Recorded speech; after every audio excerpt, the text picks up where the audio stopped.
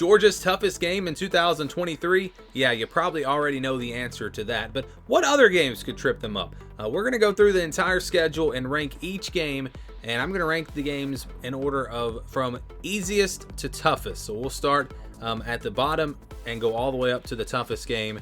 And you might be surprised by some of my rankings here, but let's just get to the schedule. Of course, they're going to be favored in every single game that they play. If you followed my predictions, I did pick Georgia to go 12-0. I do not see them losing a game this year, but if there is a game that they possibly could lose, we're going to get to that. So we're going to start at the bottom again and go with the easiest game. That's obviously UT Martin, an FCS team. Don't really expect any, the starters will probably be pulled by halftime in this game. Let's just be honest. Next, after that, I think it's pretty easy to pick Ball State. They come in at number 11, a team that went 5-7 last year. Again, coming out of the MAC. They'll be a middle of the pack team in that conference this year. They do have several returning starters, but still, a MAC team has absolutely no business playing with Georgia. Georgia should roll in this game, and I don't see it really being a challenge at all.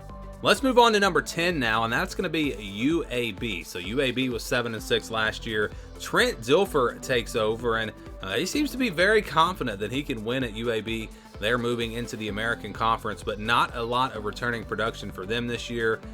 It's definitely going to be a team that if they get to a higher level, it's going to take some time. I know UAB has had some good teams in the past, but they still just don't have the talent to be on, to really compete with Georgia at all. So you're talking about three pretty much guaranteed wins, 3 gimmies in the non-conference in UT Martin, Ball State, and UAB. And then we move on to the rest of their games, which will be Power 5 games. And so what's the easiest Power 5 game? This one's kind of close between 2 teams, but actually I think it's going to be Vanderbilt. You've got Vanderbilt here at number 9. I know they had a good season last year. But you look at the roster and you look at some of the key players that helped them to have a pretty good season, at least by Vanderbilt standards last year. A lot of those guys are gone. They do return a lot of production from last year's team, but it's just not the type of offense that worries me if I'm a Georgia fan. Georgia should completely dominate this Vanderbilt offense. Maybe Vandy's defense keeps the game interesting for a little bit, but I don't really see that happening. I think this will be their easiest Power 5 game, and it was between Vanderbilt and Georgia Tech. So I've got Georgia Tech at number 8. It is a rivalry game. Georgia Tech is a program that seems to be trending in the right direction. They finished strong last year. Both Vanderbilt and Georgia Tech seem to be getting better, but slowly. And Georgia Tech, I think, has more talent than Vanderbilt overall when you look at their roster. So this is still a game that's not going to be close. They do play Vandy and Georgia Tech on the road, so there is that. But again, you're talking about pretty easy wins for Georgia, I believe, in both of those games. So Vandy and Georgia Tech. And now you get into some games that'll be a little bit tougher. The rest of the games, have a chance to be competitive. Maybe, we'll see for 3 quarters or whatever. We'll go now to number 7, and that's actually Missouri. So some people are probably going to be like, why would you put Missouri at 7? Missouri played Georgia tougher than maybe anyone last year. Well, that's exactly why I have this at 7. This is a game that Georgia will really be focused on. Kirby Smart will have them really motivated and really fired up for this game. They'll be playing at home this time. I just think this is one that this is one where they play really, really well. They do not want to let what happened last year happen again and let Missouri hang around in this game.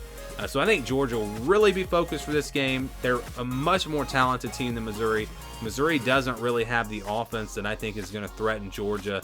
I know Luther Burden is there, a big-time wide receiver, but overall, still, I just think Missouri struggles to score in this game. Now, if it's potentially close at all, it's going to be because of Missouri's defense, and if they can slow Georgia down and make it a lower-scoring game, kind of like last year, maybe this game could be competitive.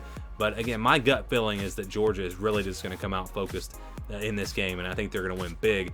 Number 6 is South Carolina. I think Georgia has a big advantage at the line of scrimmage in this game. I'm not really impressed with South Carolina's, especially their offensive line. I think Georgia will dominate them up front. Spencer Rattler, I know he finished strong last year. He's been up and down. If he plays great in this game, maybe they're able to make it interesting.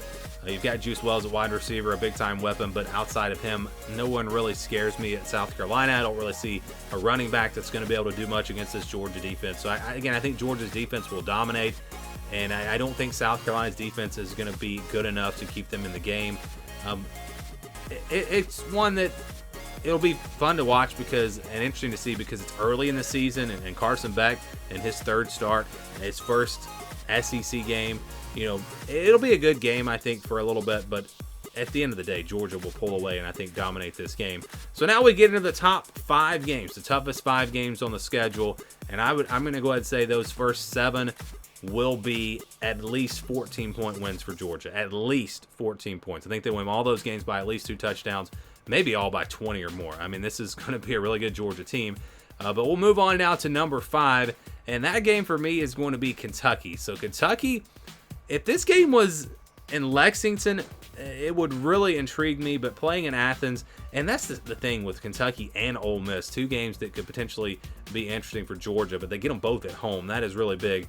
Kentucky's wide receivers, I think, definitely will cause a problem for this Georgia defense. I've said this before. They've got the best group of receivers that maybe Kentucky has ever had, the best trio. Devin Leary, we'll see what he can do at quarterback. Can the offensive line protect him, especially against a really good Georgia defense? And Kentucky's defense will be solid, so I think they have a chance to hang around in this game, but I really don't see them having a chance in the fourth quarter because of the game being in Athens. I think Georgia does wind up winning this one by at least double digits, but we're starting to get into those games that at least won't be complete blowouts, maybe. At least they'll be fun to watch and somewhat competitive. So Kentucky at number 5. Then we go to number 4, and that's Florida. You're again talking about a team that I just don't think matches up well with Georgia, but it is a rivalry game.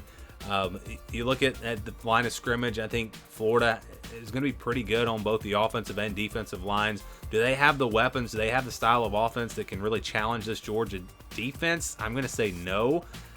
So really, the only reason I have Florida ahead of Kentucky is because of the rivalry, and we've seen so many crazy things in this matchup.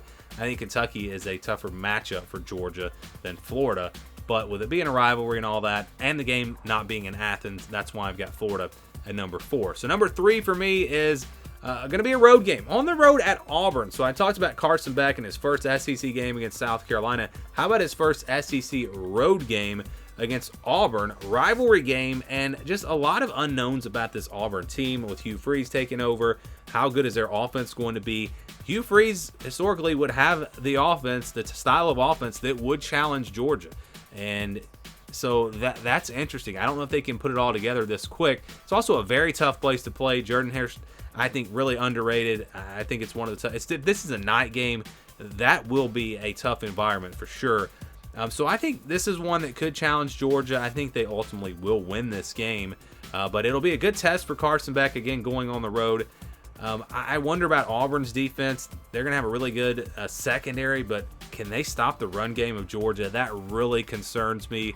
I actually saw something the other day from Hugh Freeze. They asked him what his biggest concern was, and I believe it was stopping the run. So that does not bode well for Auburn in this matchup. And so I do think Georgia does wear them down and wind up winning. But could be close for a while. Could be interesting. Moving on to number 2, and that's Ole Miss. Again, Ole Miss is going to have the style of offense that can challenge this Georgia defense. And they're going to have weapons all over the field. And Lane Kiffin will have this offense ready to go. This could be a close game. I really think this could be a close game. If it was in Oxford, I would be concerned. If I was a Georgia fan, I would really be concerned about this matchup. But playing in Athens, you feel like they're going to be able to pull it out.